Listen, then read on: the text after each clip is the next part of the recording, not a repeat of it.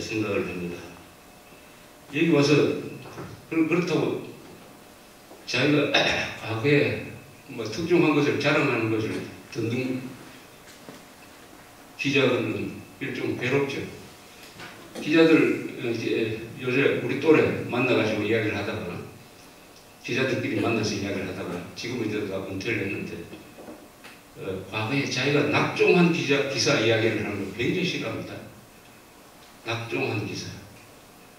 그거는 말하자면 평생 간다는 거죠. 원래 사람이 나이가 먹으면 과거에 자기가 실수했던 것을 아주 즐겁게 이야기하는 게 보통인데 기자만은 달라요. 과거에 낙종한 걸 이야기를 하면 싫어합니다. 인간이 받는 스트레스 중에서 제일 큰 것이 낙종하는 것이죠. 큰 사건에서 낙종하는 것. 이런 예가 있었습니다. 1976년인데 79년입니다. 79년 초에 부산에서 정효주 양 유괴 사건이라는 게 났어요. 이 정효주 양이라는 소학교 다니는 학생이 두 번째 유괴를 당했어요. 77년에 처음 유괴되었다가 그 범인이 풀어주었습니다. 이 또 두 번째 유괴가 됐어요. 학교 가다가 누가 괴한이 나타나서 뒤트렁크에 넣고 돌아다녔어요. 아주 큰 굉장한 사건 기사가 됐습니다. 박 대통령까지 나와가지고 만약 풀어주면은 선처하겠다라고 이렇게 선언을 할 정도였습니다. 그 다음 날에 박 대통령 선거 다음 날에 범인이 경주 근방을 달리다가 거기서 정효주 양을 풀어줘 버렸어요. 그런데 어느 신문에서 특종을 했냐면 울산 주재 조선일보 최환 기자라는 사람이 아주 운 좋게 파출소에 나가 있다가 그 파출소에 신고가 들어온 것을 바로 현장에서 알았기 때문에 특종을 했습니다.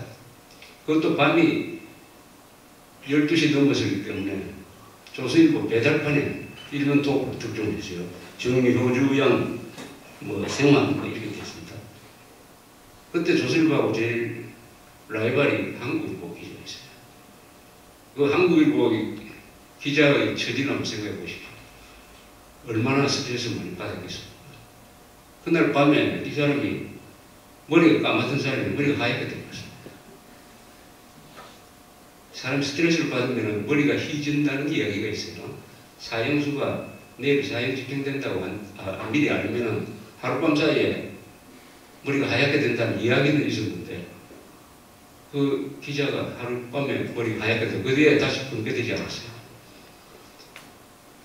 특종의 스트레스는 아마 인간이 겪을 수 있는 가장 큰 스트레스일 거예요. 낙종의 스트레스는 반대로 특종의 쾌감은 인간이 경험할 수 있는 가장 큰 쾌감이다. 저는 이렇게 단정을 합니다. 그래서 특종과 낙종 사이에서 이 상곡선을 그려야 되는 게 기자의 운명이다. 이걸 받아들여야 된다. 그거 하기 싫으면은 학교에 가서 감시관 없이 경쟁력 없이 한가하게 글을 쓰든지 문학인이 돼가지고 자기 쓰고 싶은 걸 쓰면 된다. 기자는 뭘 쓸 거냐? 주제죠. 뭘 쓸 거냐를 결정을 할 때 자기가 쓰고 싶은 걸 쓰면 안 된다라는 게 저의 생각입니다. 자기가 쓰고 싶은 걸 쓰면 안 된다. 독자가 읽고 싶은 걸 써야 된다. 자기가 쓰고 싶은 걸 쓰는 사람은 문학하는 사람입니다. 그건 학문하는 사람입니다. 기자는 사회의 요구에 맞춰야 됩니다. 지금 이 순간에 무슨 기사를 써야 가장 많은 독자들이 읽을 것이다. 우리 현재의 독자들은 뭐에 관심이 많다. 항상 입장을 독자들 입장에서 놓고 주제를 선택해야 된다. 그래서 기자생활 시작할 때 금물이 하나 있습니다. 금기가 하나 있습니다. 내가 환경공학과를 졸업했다고 하면 나는 환경문제 쓰겠다. 이러면은 선배들이 그거 쓰지 말라 그러죠. 왜냐? 자기 전공 따라가니까. 자기 전공과 관계없는 걸 써야지. 자기가 잘하는 걸 쓰면은 그것만 붙들고 있다가 기자의 폭이 아주 좁아지는 거죠. 쉬운 걸 하게 되는 거죠. 자기 전공을 따라가겠다는 것은 취재나 글쓰기를 쉽게 하겠다는 거죠. 어렵게 해야 됩니다. 돌아가야 돼요. 그러니까 자기 전공 이런 걸 다 버리고 기자라는 것은 제가 운전을 지금까지 안 하고 있지만 자동차 안전 문제에 대해서 제가 기사를 써야 되고 한 번도 비행기를 몰아본 적이 없지만 비행기 사고가 나면은 제가 조종사인 것처럼 해서 비행기에 대한 기사를 써야 되는 게 기자는 직업이다. 그러니까 자기가 쓰고 싶은 것을 쓰지 말자. 독자가 읽고 싶은 것을 찾아서 읽자.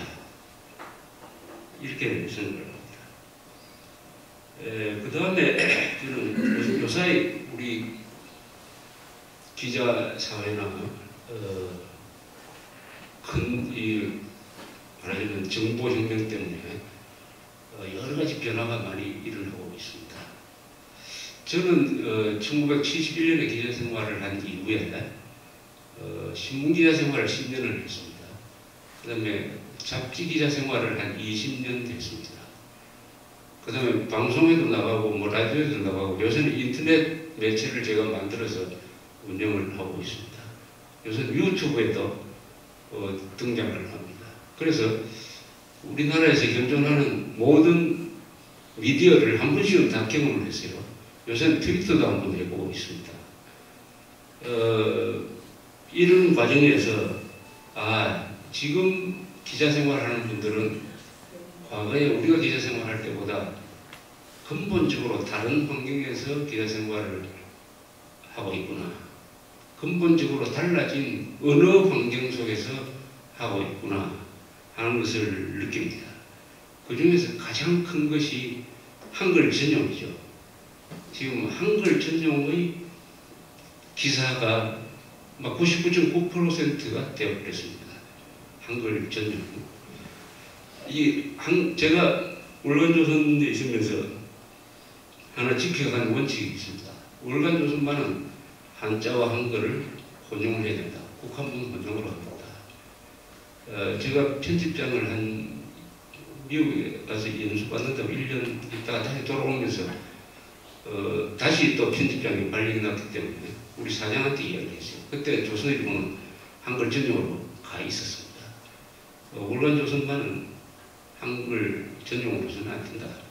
반드시 한자를 혼용을 하겠다. 그래서 허락을 받고 지금까지 혼용을 하고 있습니다. 최근에는 이 관로 안으로 자꾸 한자가 들어가 버렸는데 이 한글 전용으로 과연 기사를 쓸 수 있느냐? 저는 불가능하다고 생각합니다.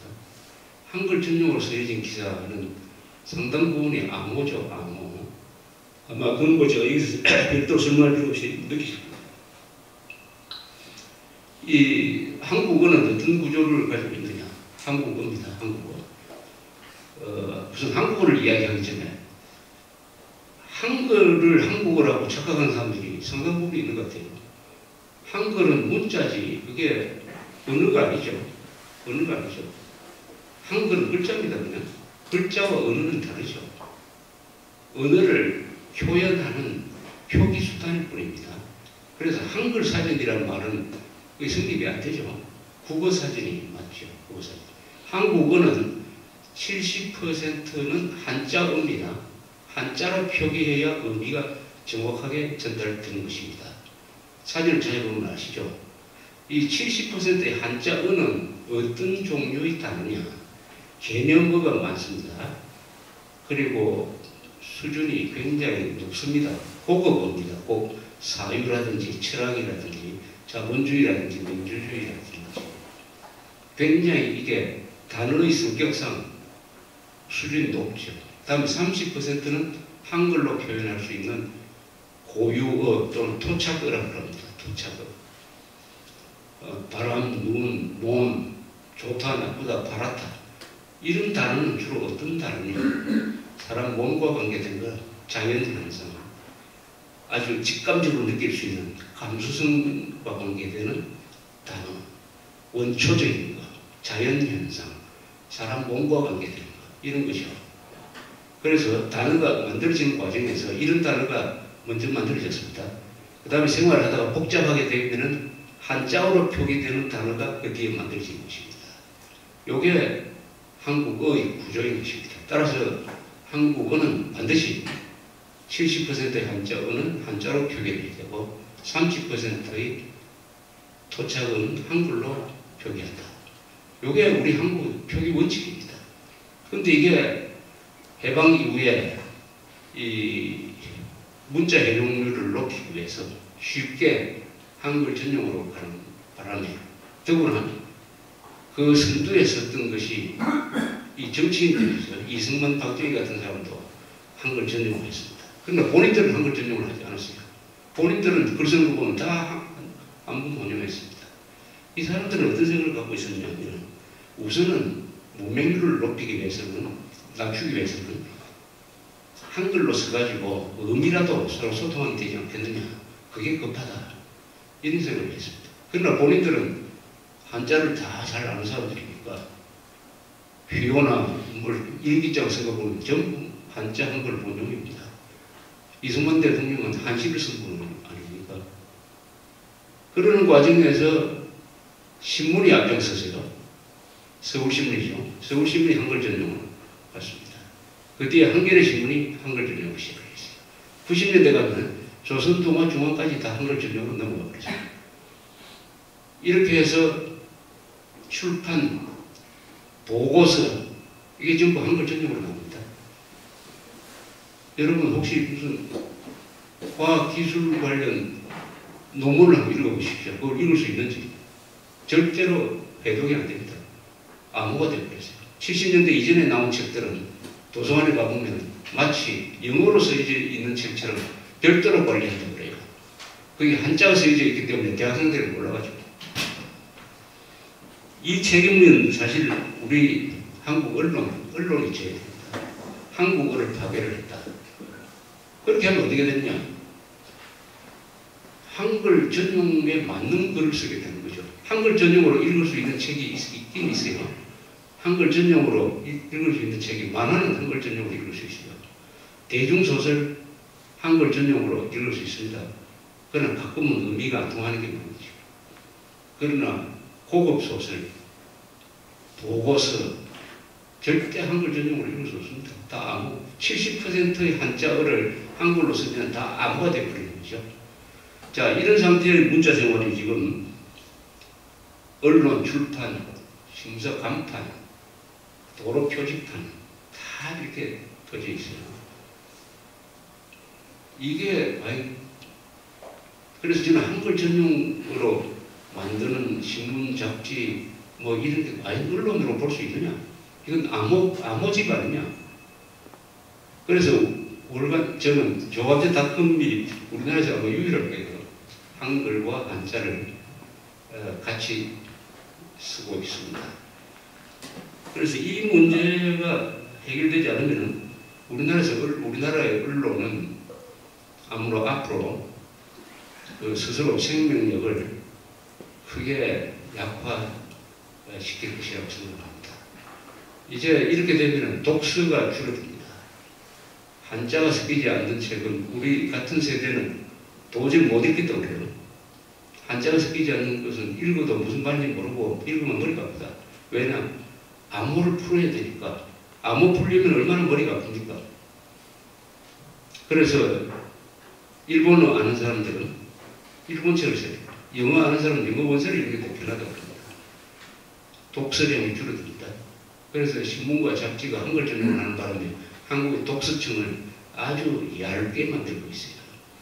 결국 자기 무덤을 파고 있는 것이죠.